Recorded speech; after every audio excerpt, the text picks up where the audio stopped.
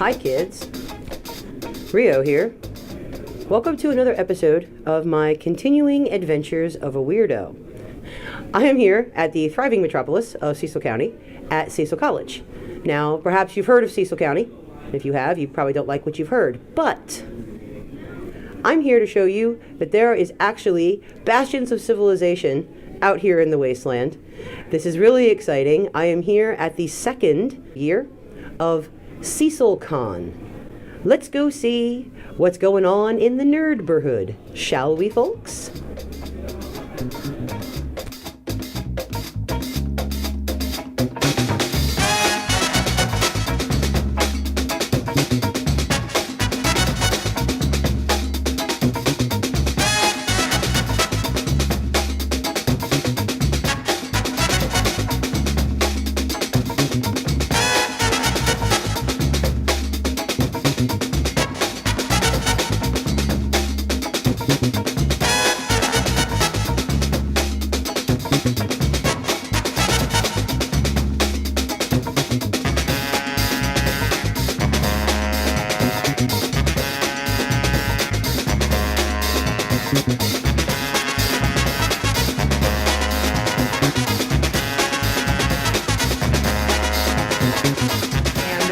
I'm sitting here with now are part of our organizing team for this convention. I'll let these gentlemen introduce themselves.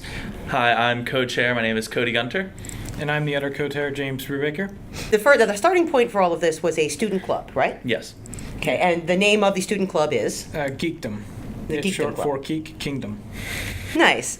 This would be an all-encompassing general nerd interest club, yes? Yes. Okay. What led you guys to do a con? What made you think about doing this? Well, we last year we were trying to do more because it was originally a hangout, and we decided to go to the Renaissance Fair. That was fun, and then immediately afterwards we had a member come up to us and basically say, "Hey, why don't we run a convention?" And we were like, "Okay." We talked to our student life, the head of our college clubs, and had to explain what a convention was, but we eventually pulled it off, went in blind, and pulled off something that we think was pretty cool. Right on. And now what kind of attendance did you have? This is the second year. What kind of attendance did you have the first year? The first year I ended up having 105 people. And that was just spread around by word of mouth. We didn't really have any posters up. We had a few at libraries, but besides that, that was it. That's not bad. A little over 100 people with no real promo. You can't beat that. For those of you that don't know what Cecil County is, Cecil County is directly planted in the middle of pretty much two major cities. Here's Philadelphia, here's Baltimore. Here's us. In the middle, good 45 minutes to an hour to anything cool from here. So our reasoning for a con in Cecil County, I'm guessing this is part of the reasoning. Yes. Yeah. One thing is, like as you said, that's just so far away to get to any of this other stuff. Hassle to drive to Baltimore or Philly.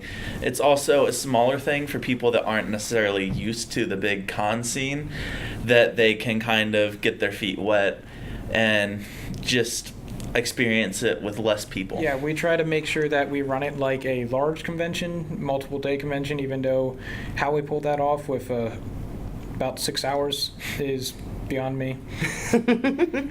Yeah, so I was looking in the program, and you guys actually have a lot of good stuff going on. I was looking at the panel on time travel, which I was actually almost going to head for. But yeah, we got covering a lot of the good stuff here. We have Star Trek gaming panels. You also have the gaming rooms, video gaming and card gaming. Yeah. So you got those in separate places. I saw the photo booth thing up front, very nice, and a lot of costumes walking around actually, which I hadn't actually expected that for a one-day con. So pretty good looking ones too, actually. Yeah.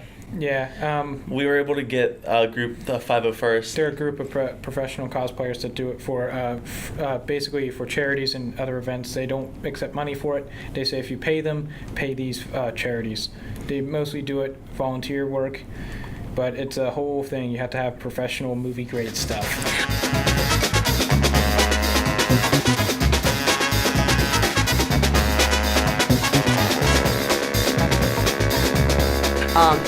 One of the things I did notice in the program, and I wanted to make sure I mentioned this, One of the big problems when you go to the big cons, okay, everybody knows this by now. We've heard of the cosplay does not equal consent movement. We've heard about the problems people have with upskirt shots and self-entitled jerkos. Well, one of the things that's in here, there are 2 entire pages in this program that are dedicated to how not to act like a jerk at this mini-con. This is including approaching people in fur and mask cosplays, or as you would call them, furries. How to approach these people so they see you coming. So you're not, going to hurt anybody. There's all lines on how to use weapons, rules on cameras, behavior towards minors. I like that you guys took this into consideration. This has been a big problem in a lot of larger conventions. And you guys kind of locked this down, like, right there.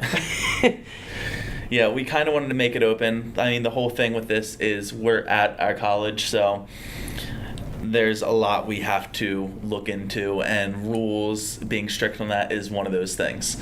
As we're also not renting a space. The college provides it to us. We basically get the rooms from them. We just don't have to pay for it or anything for the rooms, so. Oh, right on. So the space is essentially donated by the college for you guys to do this for the day.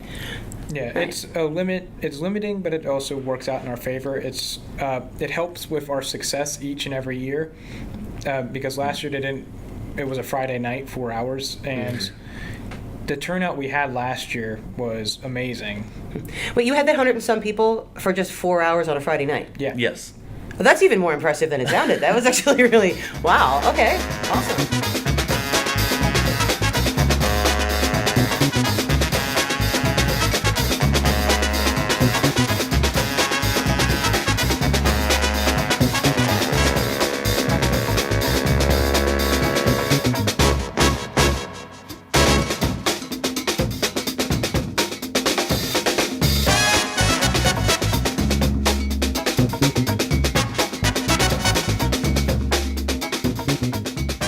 So you do have a celebrity guest. We should speak about the celebrity guest. You have you had one major celebrity. Was it Greg Cox? Greg Cox, yes. Which is here. Right. Tell me how'd you guys get Greg Cox involved? How'd that happen? Oh, he's a friend. Right on. Actually met him outside of Goodwill, of all places. Oh, so he lives locally? Oxford. Oxford. Okay. Right on. I can't give you his address. There's my phone. Just type that in there. We'll talk later. Greg was our main person for this year. We actually ended up with a few others. Like Meredith Shawl is one of the youngest published people out there. I was just speaking to her not long ago, actually. She's a really cool. One of our person actually that designed our booklet met her at another convention and invited her. Nice. A few weeks ago, so we got her in. And we have a few other local authors. Sharon Brubaker is here. Romance Smith novel. Are pretty much all of the artists and the authors? You guys are they all local? Are they all Not more or less? They're not necessarily all from like the Cecil County, but they're not coming from really far away.